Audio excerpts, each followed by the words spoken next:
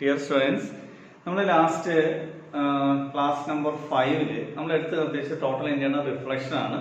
അപ്പോൾ അതിൻ്റെ അകത്ത് നമ്മുടെ ഡെഫിനിഷൻ പറഞ്ഞത് the object is placed in denser medium and the Anglo incidents is greater than critical angle. Then the ray of light is reflected back into the denser medium. That means the condition for TIR, total internal reflection, is that the light must goes from denser medium into rarer medium and the anglo incidence is greater than critical angle. So critical angle it is the anglo incidence in the denser medium at which anglo refraction in the rarer medium is 90 degree. Condition for total internal reflection is that the anglo incidence I should be greater than critical angle. Then expression for the critical angle, sin IC is equal to 1 by mu 2 1. Mu 2 1 വായിക്കുന്നത് it is the refractive index of the denser medium with reference to the rarer medium. Next we have to discuss about the application of total internal reflection. First one is mirage. MIRAGE, mirage. Mirage എന്നല്ല, mirage ആണ് അതിന്റെ pronunciation. ഇത് നമ്മൾ hot summer ടൈമിൽ hot ടാറിട്ട റോഡിൽ വളരെ ദൂരത്ത് നിന്ന് നോക്കി കഴിഞ്ഞാൽ റോഡിൽ വെള്ളം കിടക്കുന്നതായിട്ടും ആ വെള്ളത്തിൽ പോകുന്ന വാഹനത്തിന്റെ ഇൻവെർട്ടഡ് ഇമേജ് നമുക്ക് കാണാൻ പറ്റും. ഇനി ഹോട്ട് ഡെസേർട്ട് പ്ലേസിലും ദൂരെയുള്ള വൃക്ഷങ്ങളിൽ ഒരു പൂൾ ഓഫ് വാട്ടറിൽ ഇൻവെർട്ടഡ് ആയിട്ട് കാണപ്പെടും. ആ ഒരു പ്രതിഭാസത്തെ വിളിക്കുന്ന പേരാണ് മിറാഷ്. അതിന്റെ പ്രിൻസിപ്പിൾ ടോട്ടൽ ഇന്റേണൽ റിഫ്ലക്ഷൻ ആണ്. അപ്പൊ അത് നമുക്ക് എക്സ്പ്ലനേഷൻ ആയിട്ട് ചോദിക്കുകയാണെങ്കിൽ നമുക്ക് ഇങ്ങനെ വരച്ചു വെക്കാം. സിമ്പിൾ ആയിട്ടുള്ള രീതിയിൽ വരക്കുക. ഒരു വൃക്ഷം ഇങ്ങനെ കാണിക്കുക. ഇതിന്റെ ഇൻവെർട്ടഡ് ഇമേജ് നമ്മൾ വരച്ച് കാണിച്ചേക്കാം. ഇതിന്റെ പ്രിൻസിപ്പിൾ എന്താണെന്ന് വെച്ചാൽ ഇതിൽ നിന്നുള്ള ray of light means hot tarred road അല്ലെങ്കിൽ ഡെസേർട്ട് പ്ലേസിൽ ഈ എയർ മോളിക്യൂൾ ലാൻഡ് പെട്ടെന്ന് ഹീറ്റഡ് ആവും. അപ്പൊ തൊട്ടടുത്തുള്ള എയർ മോളിക്യൂളിന്റെ ഡെൻസിറ്റി അല്ലെങ്കിൽ റിഫ്രാക്റ്റീവ് ഇൻഡെക്സ് കുറവായിരിക്കും. അതിന്റെ മുകളിലുള്ള എയർ മോളിക്യൂളിന്റെ റിഫ്രാക്റ്റീവ് ഇൻഡെക്സ് മുകളിലോട്ട് പോകുന്നതനുസരിച്ച് കൂടിക്കൊണ്ടിരിക്കും. അപ്പോൾ ഇവിടുന്നുള്ള റേ ഓഫ് ലൈറ്റ് ഇവിടുന്ന് ഇങ്ങോട്ട്, അതായത് നമ്മുടെ കണ്ണിലോട്ട് വരുന്നതിന് മുമ്പ് മൾട്ടിപ്പിൾ റിഫ്രാക്ഷൻസ് നടത്തിയിട്ടാണ് വരുന്നത്. മൾട്ടിപ്പിൾ റിഫ്രാക്ഷൻസ് നടത്തി ഏതോ ഒരു പ്രത്യേക കണ്ടീഷൻ വരുമ്പോൾ ടോട്ടൽ ഇന്റേണൽ റിഫ്ലക്ഷൻ നടന്ന് നമ്മുടെ കണ്ണിൽ വരുമ്പോൾ നമുക്ക് കാണുന്നത് വളരെ അകലത്തിലുള്ള ഒരു വൃക്ഷം ഒരു പൂൾ ഓഫ് വാട്ടറിൽ നമ്മൾ ഇൻവെർട്ടർ പൊസിഷനിൽ നമ്മൾ കാണപ്പെടും. അതിനെയാണ് നമ്മൾ മിറാഷ് എന്ന് നമ്മൾ പറയുന്നത്.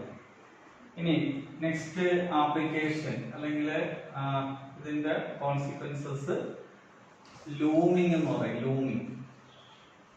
ലൂമിങ് ഇത് കോൾഡ് പ്ലേസസിൽ നടക്കുന്ന ഒരു പ്രതിഭാസമാണ്. കോൾഡ് പ്ലേസസിൽ സിയോട് അടുത്ത് കിടക്കുന്ന എയർ മോളിക്യൂളിന്റെ ഡെൻസിറ്റി കൂടുതലായിരിക്കും, മുകളിലോട്ട് പോകുന്നതനുസരിച്ച് കുറഞ്ഞുകൊണ്ടിരിക്കും. അപ്പോൾ വളരെ അകലത്തിലുള്ള ഒരു കപ്പലിൽ നിന്നുള്ള ലൈറ്റ്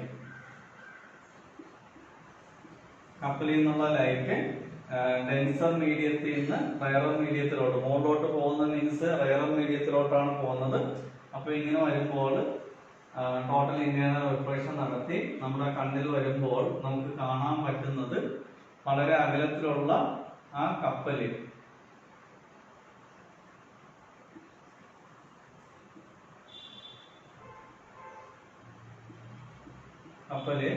എയറില് ഇങ്ങനെ തൂങ്ങിക്കിടക്കാനായിട്ട് നമുക്ക് ഫീൽ ചെയ്യും.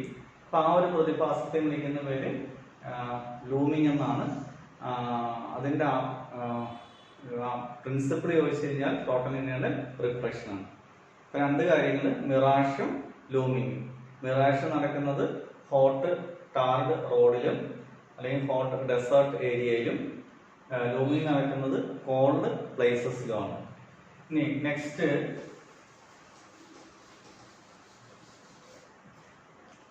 Total reflecting prism.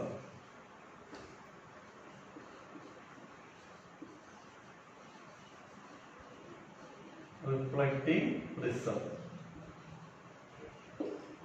is an isosceles triangle ആണ്.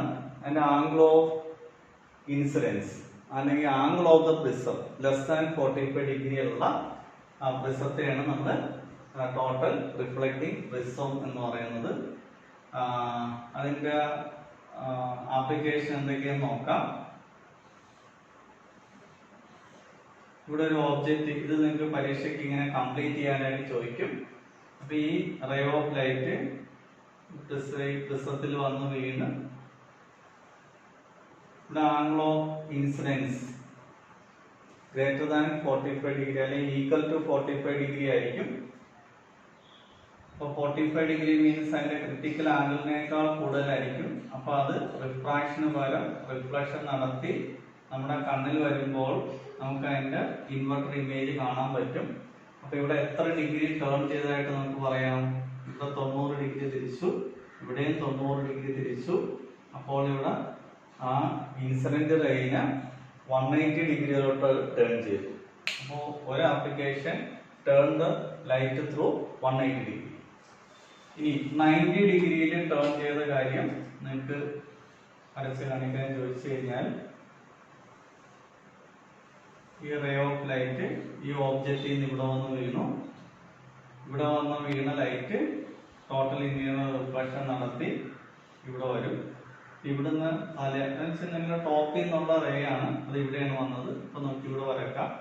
അപ്പോ turn the light through 180 degree, 90 degree. ആദ്യം നമ്മൾ turn the light through 180 degree കാണിച്ചു. ഇപ്പൊ turn the light through 90 degree. ഇനി മേക്ക് ഇറക്റ്റ് ഇമേജ് ഇൻവെർട്ടഡ്. അപ്പൊ അവിടെ നമുക്ക് ഇങ്ങനെ കാണിക്കാം. ഈ രണ്ട് റേ ഓഫ് ലൈറ്റ് ഇവിടെ കാണിക്കാം. ഇവിടെ റിഫ്രാക്ഷൻ നടന്ന് ഇവിടെ വന്നതായിട്ടും പിന്നീട്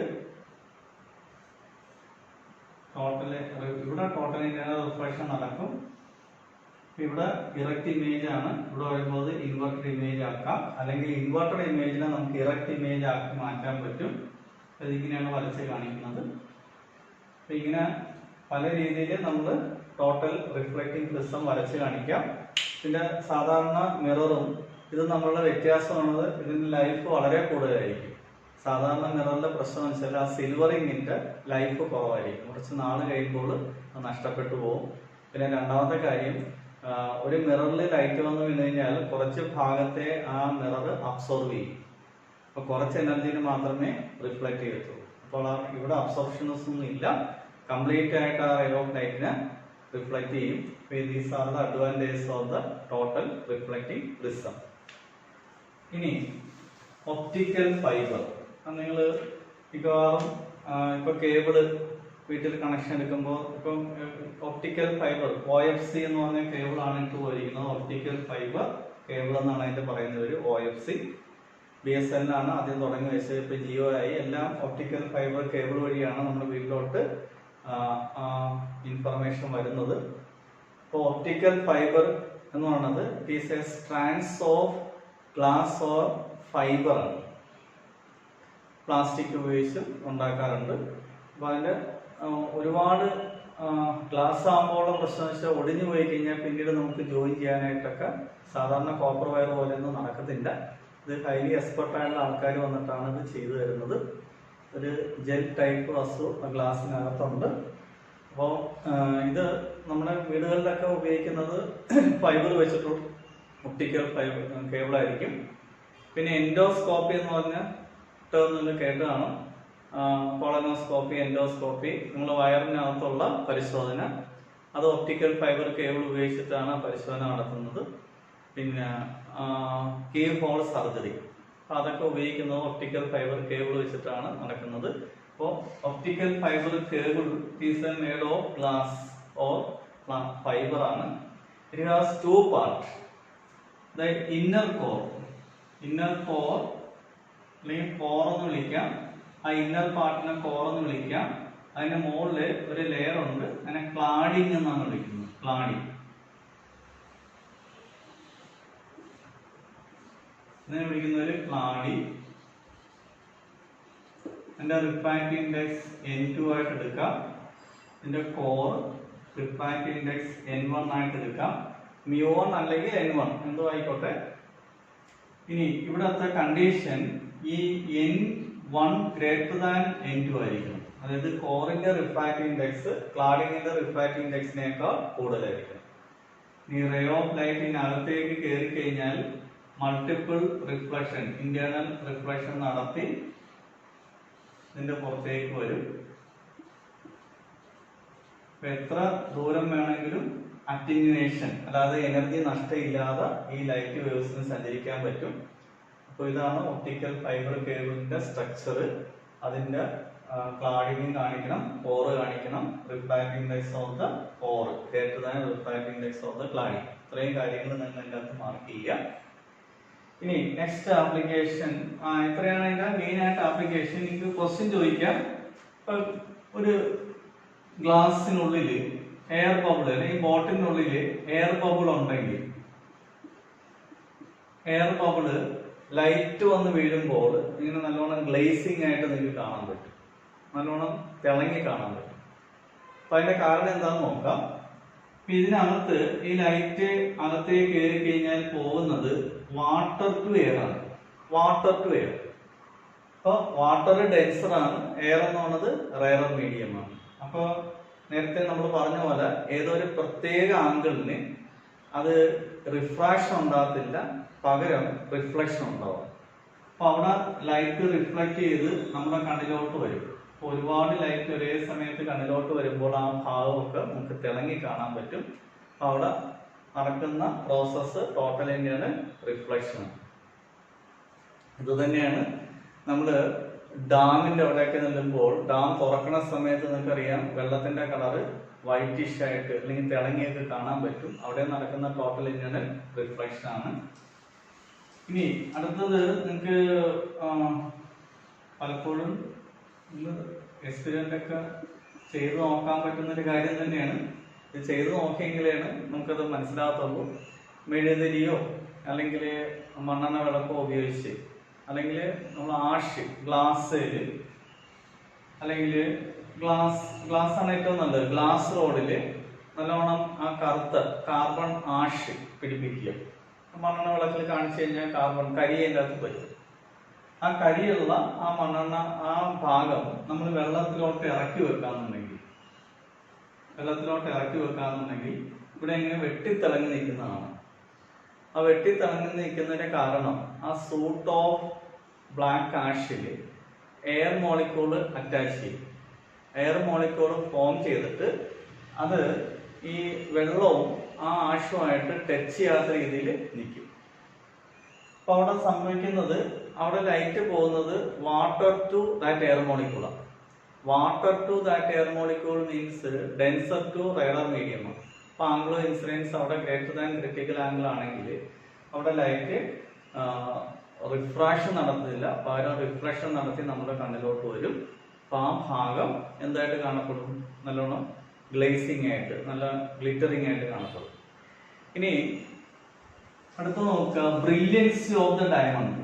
ബ്രില്യൻസി, ഡയമണ്ട് സാധാരണ കാർബണിന്റെ ഒരു അലോട്രോപിക് ഫോം ആണ്. ഇപ്പൊ കാർബൺ സാധാരണ രീതിയിൽ കാർബണിന് യാതൊരു വിലയില്ലാത്തൊരു വസ്തുവായിട്ട് നമുക്ക് ഈ ഡയമണ്ട്, കുഴിച്ചെടുക്കുന്ന ഡയമണ്ട് സാധാരണ ഒരു ഗ്ലാസ് പോലെ തന്നെയാണ് ഇരിക്കുന്നത്. യാതൊരുവിധ വാല്യൂ ആർക്കും കാണാൻ പറ്റത്തില്ല.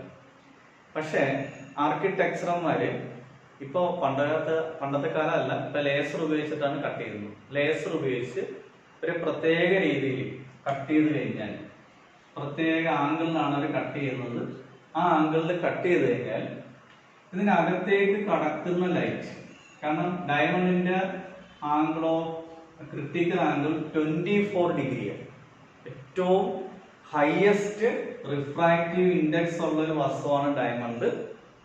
അതിന്റെ ക്രിട്ടിക്കൽ ആംഗിൾ റിഫ്രാക്റ്റീവ് ഇൻഡെക്സ് കൂടുന്നതനുസരിച്ച് ക്രിട്ടിക്കൽ ആംഗിൾ കുറയും. ക്രിട്ടിക്കൽ ആംഗിൾ 24 ഡിഗ്രിയാണ്, ഏറ്റവും ലീസ്റ്റ് ആണ്. അപ്പൊ അതിനകത്തേക്ക് ലൈറ്റ് കയറി കഴിഞ്ഞാൽ റിഫ്രാക്ഷൻ നടത്താതെ മൾട്ടിപ്പിൾ ടോട്ടൽ ഇന്റേണൽ റിഫ്ലക്ഷൻ ഇതിനകത്ത് നടത്തും. And it will come out through the corner which is designed by the designer. ആ ഡിസൈനർ ഡിസൈൻ ചെയ്ത പ്രത്യേക ആംഗിളിലോ ആ ഫേസിലൂടെ മാത്രമേ ലൈറ്റ് പുറത്തേക്ക് വരത്തുള്ളൂ. അപ്പൊ എല്ലാ ലൈറ്റും കൂടെ ആ ഫേസിലൂടെ ഒരുമിച്ച് പുറത്തേക്ക് വരുമ്പോൾ ആ ഭാഗം ബ്രില്യൻ്റ് ആയിട്ട് കാണപ്പെടും. That is the reason behind brilliancy of diamond. അപ്പൊ അതും പ്രിൻസിപ്പിൾ എന്താ? ടോട്ടൽ ഇന്റേണൽ റിഫ്ലക്ഷൻ ആണ്. ഇപ്പൊ നിങ്ങൾ കേട്ട് കാണുമായിരിക്കും ഹൈദരാബാദ് നൈസാം അദ്ദേഹത്തെ പറ്റി പറയുന്നത് സ്വർണ്ണ പാത്രത്തിൽ മാത്രമാണ് അദ്ദേഹം ഭക്ഷണം കഴിച്ചിരുന്നത്. വീട്ടിലെ ഉപകരണങ്ങളും ഇരിക്കുന്ന കസേരയൊക്കെ സ്വർണത്തിലാണ് നിർമ്മിച്ചിരുന്നത്. അദ്ദേഹം പേപ്പർ വെയിറ്റ് ആയിട്ട് ഉപയോഗിച്ചിരുന്ന ഒരു ഗ്ലാസ് ഉണ്ട്. പേപ്പർ വെയിറ്റ് നിങ്ങൾ മിക്കവാറും ഓഫീസിലേക്ക് ചെല്ലുമ്പോൾ പേപ്പർ വെയിറ്റ് എന്ന സാധനം കണ്ടു കാണും ഗ്ലാസ് ഉപയോഗിച്ചത്. പേപ്പർ വെയിറ്റ് ആയിട്ട് ഉപയോഗിച്ചിരുന്ന ആ ഗ്ലാസ് സാധാരണ ഇതിൽ നിങ്ങൾക്കറിയാം ഗ്ലാസ് യാതൊരു വിലയില്ലെന്നറിയാം. പിന്നീട് ആർക്കിയോളജി ഡിപ്പാർട്ട്മെന്റുകാർ അതിനെ അനലൈസ് ചെയ്തപ്പോൾ അതൊരു ഡയമണ്ട് ആണെന്ന് മനസ്സിലാക്കി. അതിന് തന്നെ അദ്ദേഹം 100 കോടിയിലധികം രൂപ വിലയുണ്ടാകുന്ന ഡയമണ്ടാണ് അദ്ദേഹം മനസ്സിലാക്കാതെ പേപ്പർ ഗ്ലാസ് വെയിറ്റ് ആയിട്ട് ഉപയോഗിച്ചിരുന്നത്. അപ്പം അങ്ങനെ സാധാരണക്കാർക്ക് മനസ്സിലാക്കാൻ പറ്റാത്തൊരു കാര്യമാണ് ഡയമണ്ട്. അത് ആർക്കിടെക്ചർമാർ കട്ട് ചെയ്തിരിക്കുമ്പോഴാണ് അതിന് വില വരുന്നത്. അപ്പം അങ്ങനെയുള്ള ഒരുപാട് കാര്യങ്ങൾ നമ്മുടെ നിത്യജീവിതത്തിൽ നടക്കുന്നുണ്ട്. പ്രിൻസിപ്പിളുമായിട്ട് ടോട്ടൽ ഇന്റേണൽ റിഫ്ലക്ഷനുമായിട്ട്. അപ്പോൾ ഇതുമായിട്ട് ബന്ധപ്പെട്ട മേൽപ്പറഞ്ഞ കാര്യങ്ങൾ ശ്രദ്ധിച്ച് വേണം നിങ്ങൾ ആപ്ലിക്കേഷൻ ചോദിക്കുമ്പോൾ എഴുതി വെക്കാനായിട്ട്. ഇനി നെക്സ്റ്റ് നമുക്ക് സൈൻ കൺവെൻഷൻ. നമ്മൾ നേരത്തെ മിറർ ഇക്വേഷൻ ഒക്കെ പഠിപ്പിച്ച സമയത്ത് സൈൻ കൺവെൻഷൻ നമ്മൾ പറഞ്ഞത്. ഇപ്പൊ മിക്കവാറും കുട്ടികൾക്ക് ഉണ്ടാകുന്ന സംശയമാണ്, നമ്മൾ ഡെറിവേഷൻ നടക്കുന്ന സമയത്ത് സൈൻ കൺവെൻഷൻ അപ്ലൈ ചെയ്യുന്നു, ഇനി പ്രോബ്ലം ചെയ്യാൻ നേരത്ത് വീണ്ടും സൈൻ കൺവെൻഷൻ അപ്ലൈ ചെയ്യുന്നു. അപ്പൊ ഇത് ന്യൂട്രലായി പോകുന്നില്ലേ, പിന്നെ എന്തിനാണ് സൈൻ കൺവെൻഷന്റെ ആവശ്യം? അപ്പൊ ഈ സൈൻ കൺവെൻഷന്റെ ആവശ്യം എന്താണെന്ന് വെച്ചാൽ, നിങ്ങൾക്ക് മിറർ എടുത്തു കഴിഞ്ഞാൽ 2 മിറർ ഉണ്ട്. അതായത് കോൺകേവ് മിറർ ഉണ്ട്,